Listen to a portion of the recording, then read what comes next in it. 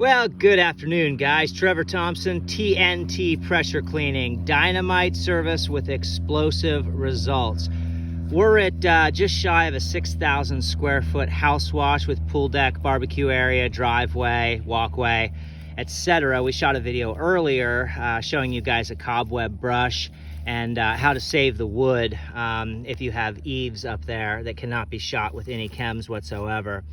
So what I wanted to show you today is on this house we've run 200 feet, 100 foot of double wire, which is a double braided hose, very heavy hose, and that's from the machine. That leads to a single wire, single braided hose, another 100 feet, and then we attached a 50-foot section of hose to that, so giving us a total of 200 feet of high pressure.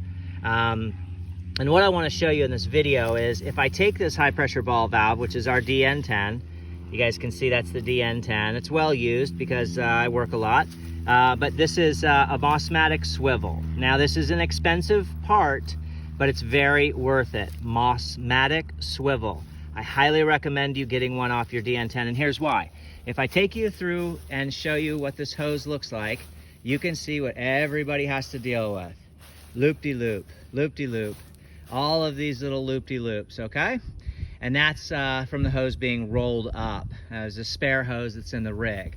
The other is laid out nice because that came off a reel. This was an addition. But what I want to show you guys really quickly, hi everybody, I'll take you around and show you the setup too and how we're going to approach this. But check this out. So this is that DN10.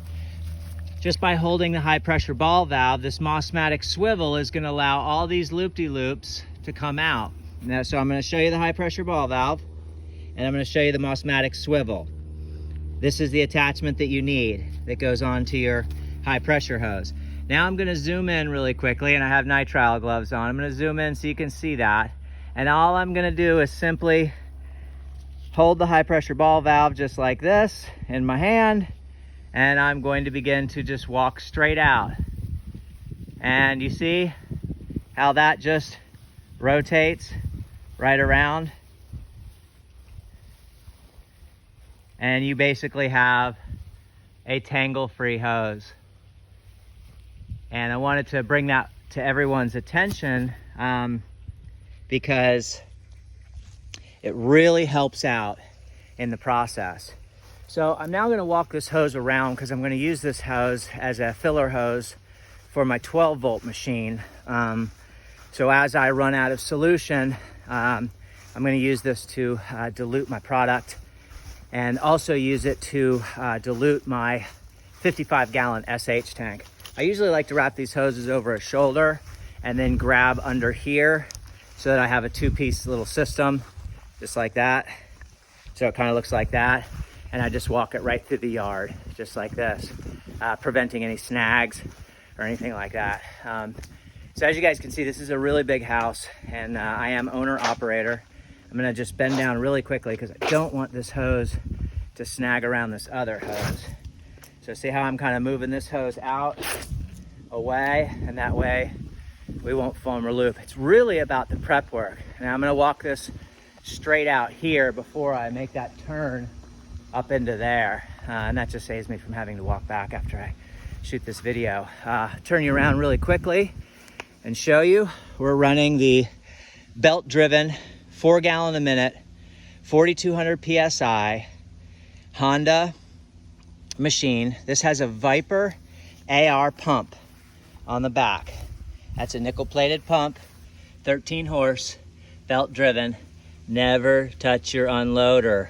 Let your service professional handle the unloader. Have it pressure tested. Make sure you're dumping the pump oil and motor oil every 100 hours. This is the Honda GX 390 pull start. It's a great machine. This is a cold water unit. Once again, it's belt driven. And haven't had any issues with this whatsoever. It's a great residential workhorse. I don't spit out, I love running the 8s, but I don't spit out so much water that I'm having to use a sludge sucker because I'm just putting so much water down. Yes, it takes a bit longer, but you have the cleaning units with 4,200 PSI. So you can really get into some things if you need to put a high pressure tip on your J-rod or whatever. I pretty much X-Jet because it really reduces the pressure. It gets the cleaning done, it saves the surfaces, and I run a surface cleaner. So I'm gonna spin you around really quick. I'm gonna go ahead and just set this here for now. I'm gonna spin you around and show you. This is that North Star machine. This is a 4 gallon a minute bleach pump. This is a deep cycle marine battery in here, and these cartridges are replaceable. So they're about $40, $48 to replace that cartridge, so you don't have to replace the $170 pump as often.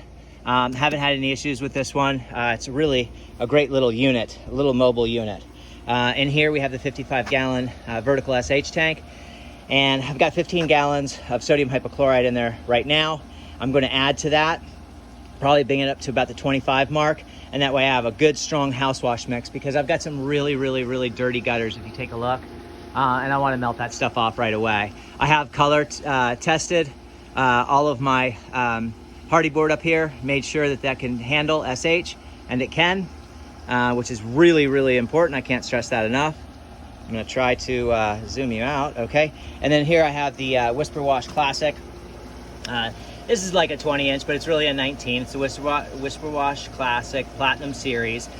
You do not have to grease this head whatsoever. So all you have to do is change your spray tips if you want to reduce your pressure. If you get a clogged tip, so you can change your spray tips, make sure they're in line with the spray bar. This is a great little surface cleaner. Absolutely love it. Changed from the BE a long time ago, and don't regret it at all. The skirt's a little bit different than the BE. It takes a little bit to get used to, but it's stiff and really good. This is pretty much a bulletproof machine. I highly recommend the Whisper Wash surface cleaners. This is an X-Jet. This is the M5 that's geared for my machine. So my machine is a 4,200 PSI, 4 gallon a minute machine. So make sure if you do purchase an X-Jet, you are purchasing the X-Jet that is designed for your machine. I do not run a proportioner in there. I run it straight open, and that way I know what my dilution rates are. This goes from about 0 to about 50 degrees, a little more. Nice little fan tip on there, and a nice little shooter tip on there, and everything in between. Off of the X-Jet, I've put a reducer on there, and this reducer allows me to go straight to my high pressure ball valve without having to attach a gun. Do I use a gun? Yes, sometimes I do, not often. I run them straight, and I use the valve to shut on and off. Now, if you're in a situation where you get in trouble, it can be very dangerous. So I don't recommend that for you guys in your first few years of doing this. I recommend using a gun always. But this reducer is great, and I really love the simplicity of using that. This is 3/8 polybraided siphon hose.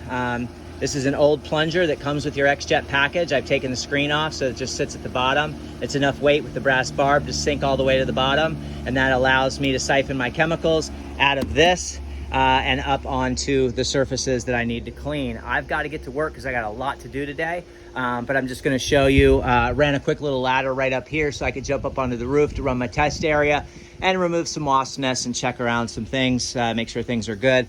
I've run the Flexzilla. And this is 5/8 ID, not 1/2 inch. This is 5/8 ID. And let's see if we can get you a nice little.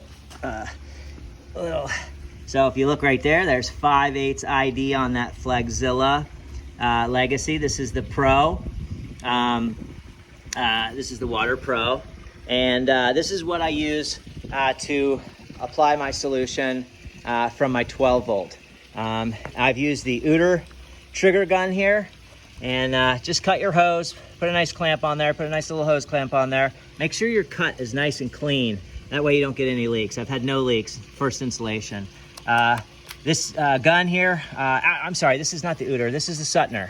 This is the ST510. It's the ST510 on here with some Schedule 80, and then a really inexpensive.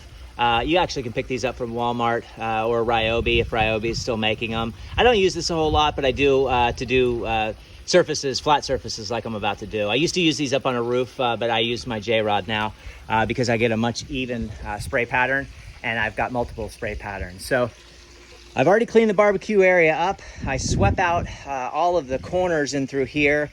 I jumped inside this little box here. This was full of leaves and debris. We're about to shoot inside there. I swept all these out. I swept this out. I did not mess with their tiles. I swept this out, swept all this out. We're gonna change this grout, make this grout nice and beautiful, as well as all of this. I may use a straight SH up here, not sure yet. We're gonna throw the 12-volt solution up there and see what that does, and then go from there. I'm not trying to be here for 3 days, so I really want to put some solution down on this deck. You can see the condition that the deck is in. It's really bad.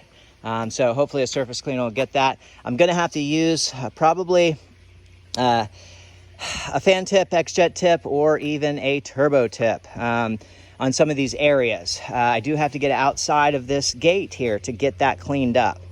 So I'll probably reach over just like this and right along there. Sorry for the sound effect. We do have some cracking on the pool deck, so we want to be careful of that, mindful of that. Always be careful of these covers, because if they're rotten, they will crack and break underneath your surface cleaner. Be careful of that. This is an older deck, I can tell.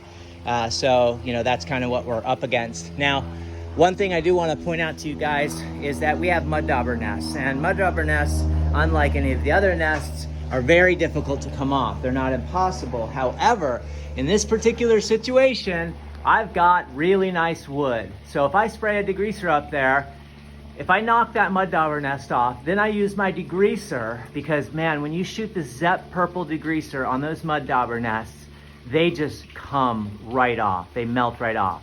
So I would hit that with water, knock it down. Then I would hit it with my SH and surfactant and let it dwell for a little bit, knock it down. Then I come with a hand sprayer and spray degreaser on there, and then I rinse it off and it's completely gone. I can't do that in this situation because of that wood up there. So I've got to be mindful of that wood. So I'm probably going to knock it down with water, and we'll go from there. It's going to be a trial and error thing, because I don't know what type of water they have. And if they have a water that's treated, it very well could leave a spotting. I've already forewarned on that. But if they want the mud dauber's nest completely down, that's added service. We can get up on a ladder and we can do it by hand, but that would be very time consuming. So for the most part, we're just gonna get this kind of crud off of here.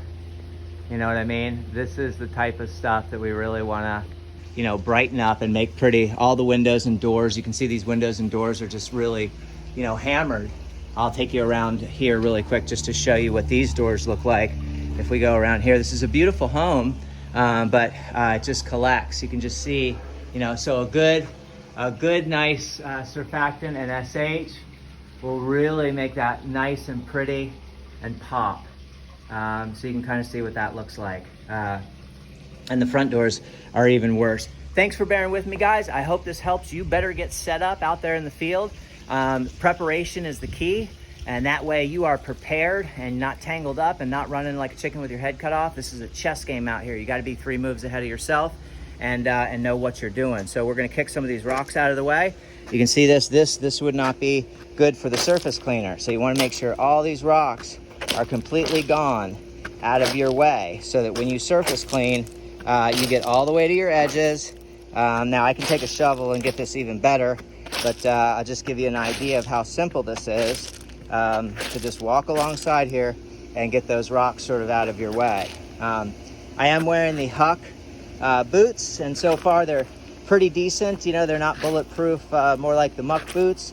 The muck boots are heavy and hot. These are much more comfortable.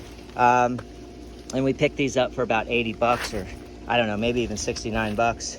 My wife does all the accounting and ordering for me, so she found them on sale, and we've been using them, and so far I really like them because they are so comfortable. But you can see that, you know, some of the chems that we use will certainly blister them pretty good, and that's just par for the course in our industry. Have a great day, everyone. Keep cleaning. Trevor Thompson, TNT Pressure Cleaning. Dynamite service with explosive results. Good day, everyone. Farm community cleaning.